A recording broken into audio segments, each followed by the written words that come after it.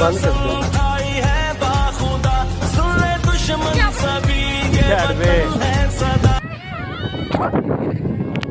ये अशर